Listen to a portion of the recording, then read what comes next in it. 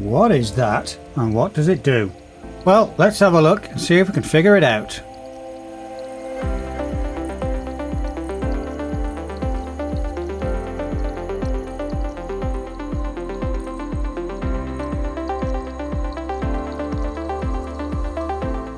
So this is quite a rare bit of old kit from a BMW dealer's.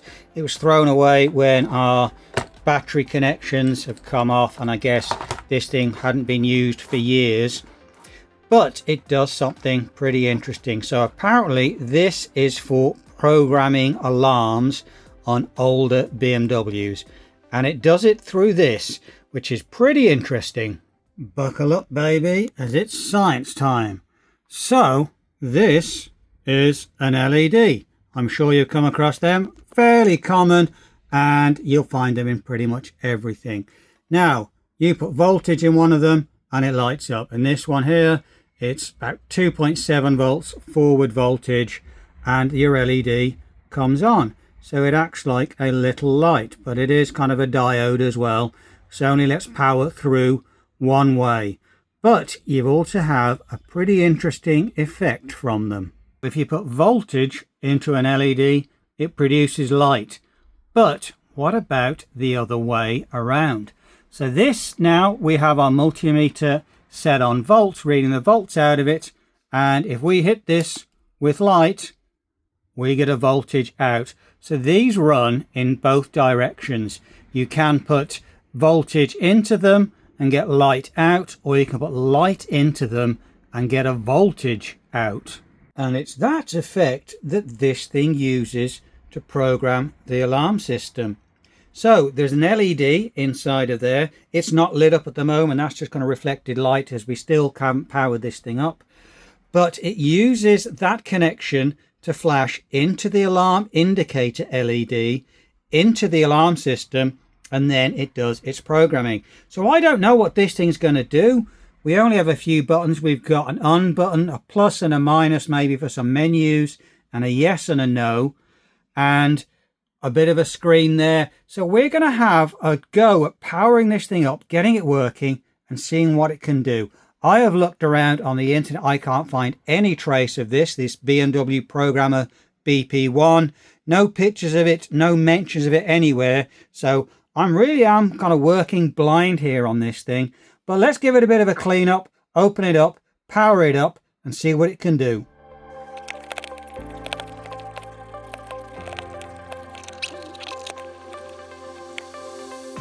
Scrubs up quite nicely. So let's get inside of this and see if we can get this thing working.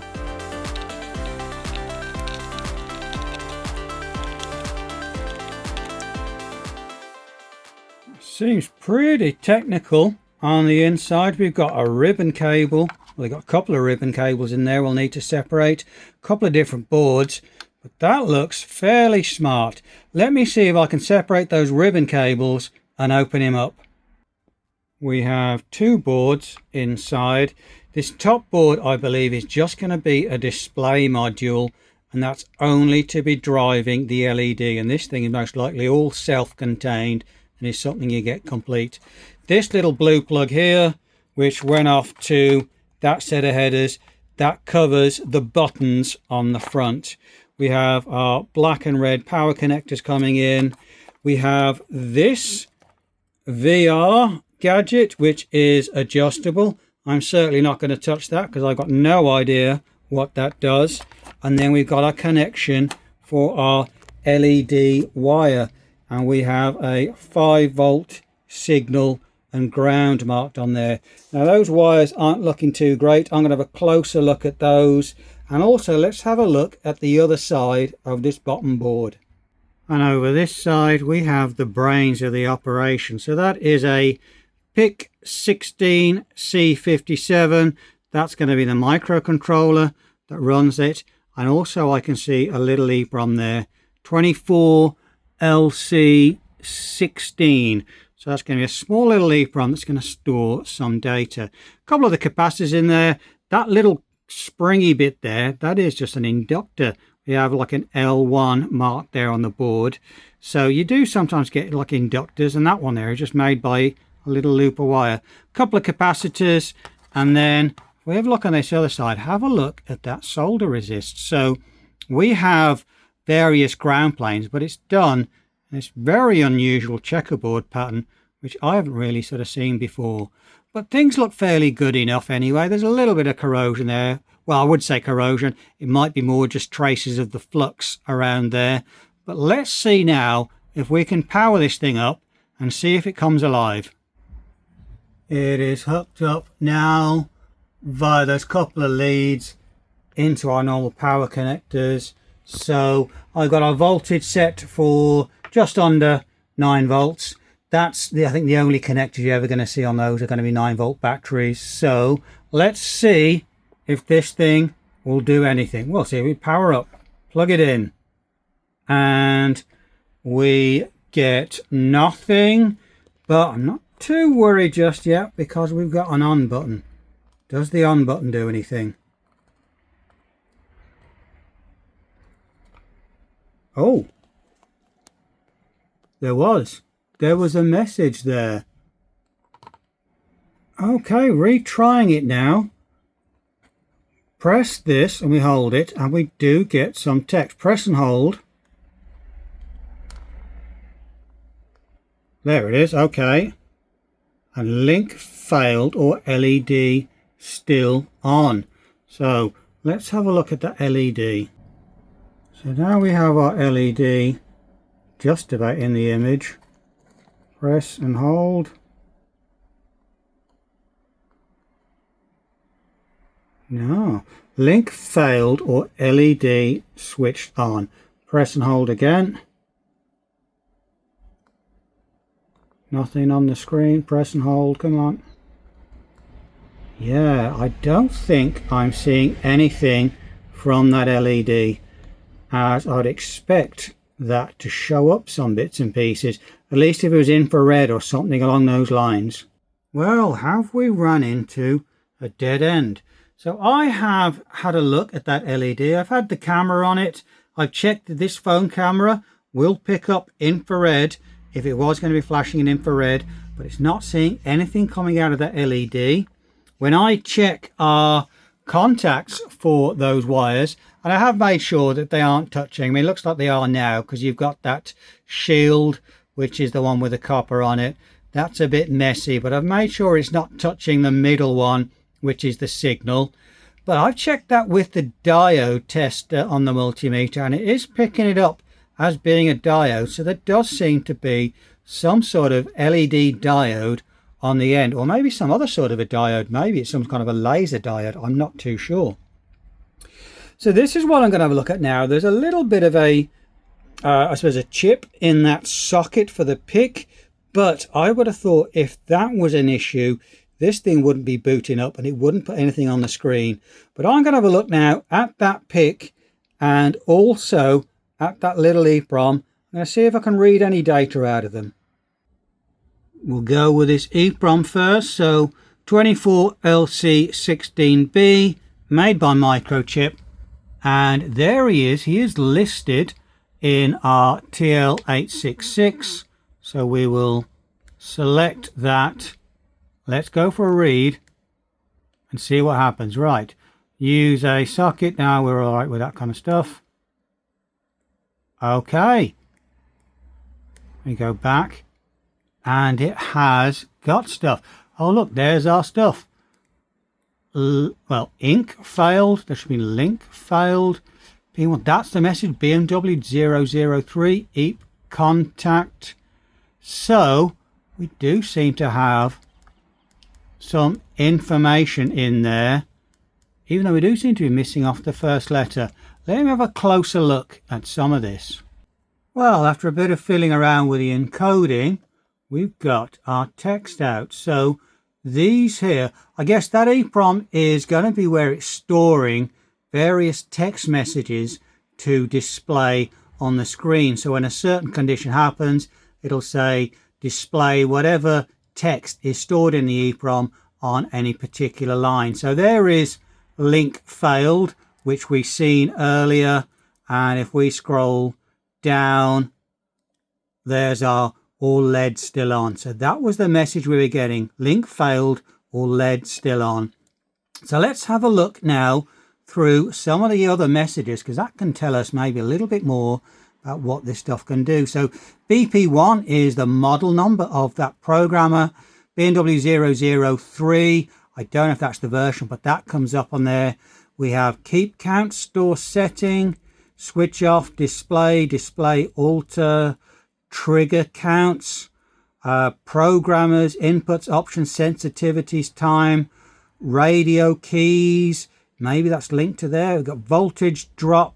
So some of this could be like, I suppose, alarm trigger reasons for, like, I guess, voltage drop in there. Ultrasonic is a reason why things would have happened. Stall timeout, starting timeout, but it's missing the T on the end. So, but it looks like it can only do up to 15 characters on the line. So it's missing off the T on that one. Panic time, settle time, CDL lock, CDL unlock. 2 bleeps maybe, I guess that's for setting the bleep on there, mentioned there a little bit further down. Safety lock, engineering mode. Got this BP1, last BP1, I don't know what that is. Scion model version, so that's pretty interesting. I remember those. They used to have these little handheld Scion programmer organizer kind of things. And radio key done. Some various other settings down there.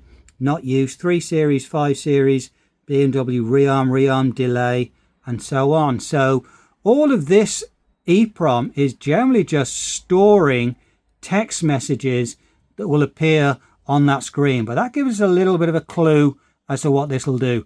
Now, I don't know if this gadget will read a PIC programmer, but we'll give it a shot and see what happens.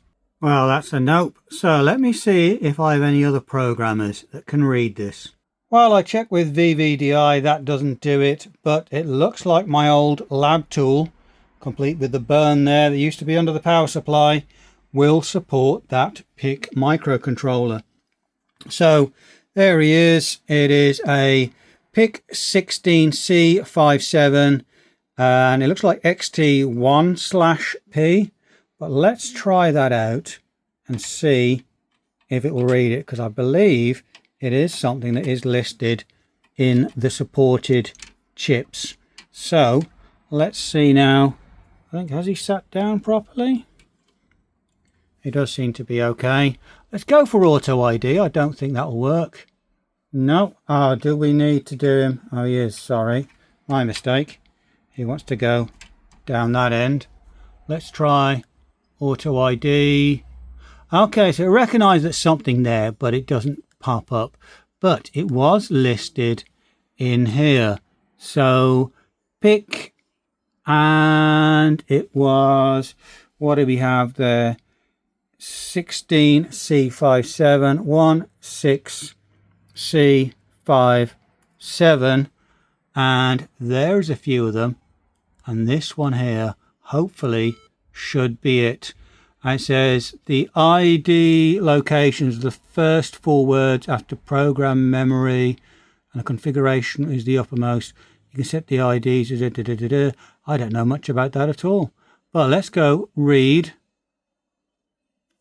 Well, it's not complaining about leg contacts, but it does appear to be reading our little PIC chip.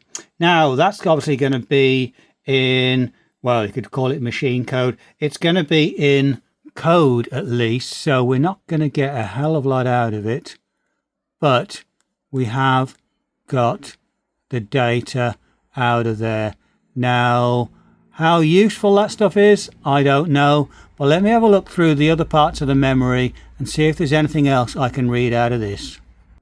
Well, I think we've got a dead end for now. So I have our chip back in, press and hold, and this thing's still alive. So I haven't destroyed anything yet. That's always a positive.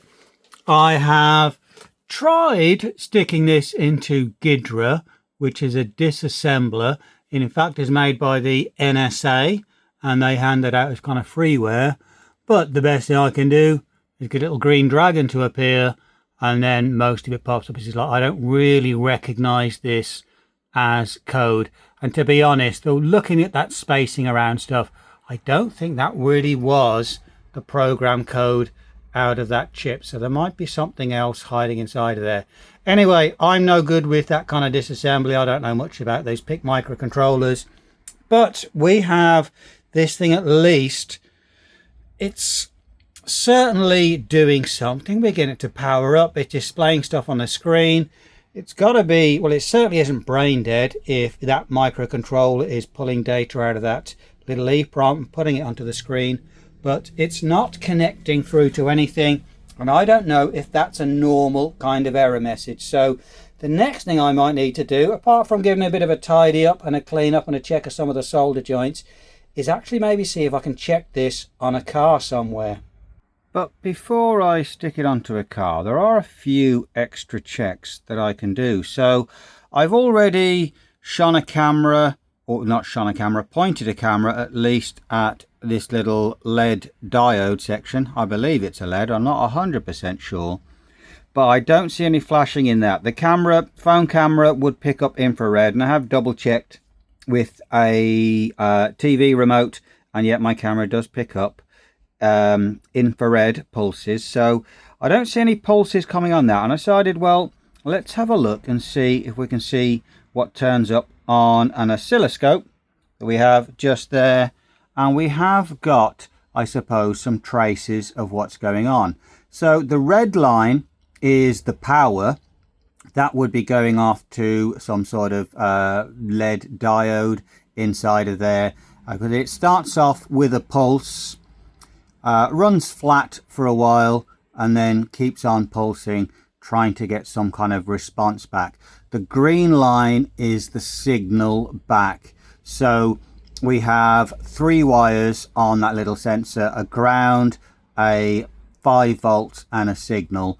So it looks like it switches on the power and waits to see if it gets any kind of flashing back, which would probably be here in the signal section. And then if you hold a button, it'll start pulsing that, and it'll keep on pulsing for a while, and then eventually sort of switch off, and you then see there's another little sort of a pulse coming back on this signal. So I'm not entirely sure if this little gadget actually does anything. I have managed to at least separate out that little washer so you can see in a little bit more to the inside of this, but I'm not 100% sure what it is. I can see just a lot of brass around there, which is pretty unusual for an LED, but I wonder if it's maybe some kind of like an LED and some kind of photodiode built in there together, whether that may be some sort of a laser diode. I'm simply not sure what that is, but at least we have a bit of reaction. Another test I can do now, I'm just going to give it a quick go, is I'm going to unsolder that connection, as again it'll need the wiring tidying up. We do have, if I can get to it showing just there, we can see how it's all starting to fall apart. We got some stringy rope in there, and some of these wires are all starting to break up. So I'm going to take this off anyway and clean up the contacts, make some better connections onto there, but I'll also just do a quick check with that off and see if I get any different messages popping up on here, as we still always tend to have our screen popping up first and then link failed or LED stayed on. Now that I suppose is pretty hopeful, because if it is first off saying link failed, then obviously I was expecting it to link to something. So that might be normal operation with this thing not connected to anything at all. Refurb completed now. So I put on a new 9-volt battery connector, re-terminated our LED or sensor lead or whatever that was, tidied up all that connections there, resoldered them. It didn't make a difference with it unsoldered, it still came up with the exact same message, so it can't detect whether that is in or not. So all I can do is hope and assume that that's actually working at the moment. It appears to be, from what I can tell, but I'm not sure what's supposed to be going on, whether that maybe is supposed to flash an LED and the LED has gone, but we're not really getting anything more out of that. So that is about it. There's not much more I can do now unless I come across a car, and even then, if I do come across a car, I don't know how this thing works. I don't know what it's expected to do, so I could put it onto another car, get the same message, but I'm not even sure if that's going to be the correct procedure, whether you need to switch the key on, well, ignition on or off, or some kind of programming mode. So I'm expecting to hang it over another car, get the exact same message, and still knows, like, did I just mess up the sequence to get it to talk, or is our little sensor head still dead? I have absolutely no idea. If you have ever worked with one of these and you actually know what they do, what they can do, if you're ex-BMW, you've come across them before, stick something down in the comments, let the people know. But apart from that, then we're going to have to bring this to a close. So who knows, maybe in the future we might have a part 2 for this and we see this thing in action. But that's about as much as I can figure out on this thing, on this bit of a refurb. Strange bit of kit. I don't know what it really does. I've got rough ideas, I suppose we can see from some of those messages, but no idea if it still works and what it can do. So, thanks for watching, and I'll see you on the next one.